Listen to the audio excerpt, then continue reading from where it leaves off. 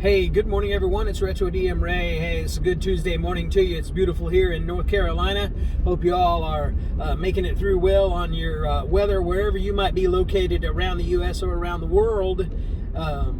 Thank you for tuning in.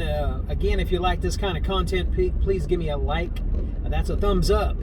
Please give me a share for those that you know in the gaming world or at your table. And then also, please give me a sub if you're sitting on the fence. This is some good old school stuff. And so I hope you will check it out. I am back today with another default settings video. And this one today is about attacks of opportunity, or opportune attacks, or whatever you might call a reaction by the enemy when you pass near enough to them for their weapons to come to bear. Okay? So in your games, is it your default setting that everyone can do an attack of opportunity? Is it your default setting that no one gets one? Is it your default setting that you only get one whenever you turn your back and move away from an enemy?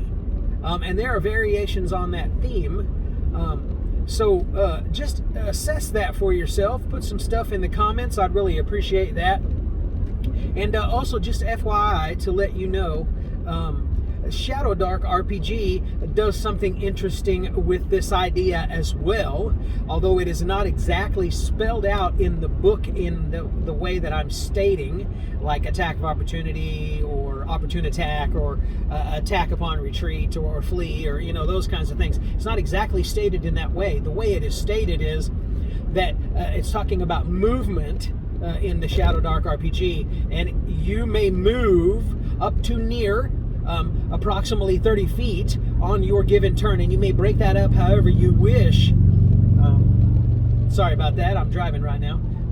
You may break that 30 feet of movement, or that near zone movement, up however you wish throughout the course of your round. But while you are moving, you may move through your allies freely with no consequence. But if you move through or very, very close ranged to an enemy or a monster, then you need to make a strength or dexterity DC check or DC test. And in the book, it also talks about those tests being opposed tests for things like that. So the interesting idea to use that is if you're moving near an enemy, then perhaps that enemy decides they're going to try to finesse you into getting attacked by their weapon, and you decide that you're going to bully your way past them with your strength. Then you would make a contested roll between the two of you, rolling a d20 and adding your modifier from that particular stat to it, and the highest one wins. I think that's an interesting approach, an interesting idea. That way, again, yes, everybody gets one, and you would too, but also it gives you the opportunity to test for that. Maybe you can finesse your way by, maybe you can bully your way by, and that not having to happen to you.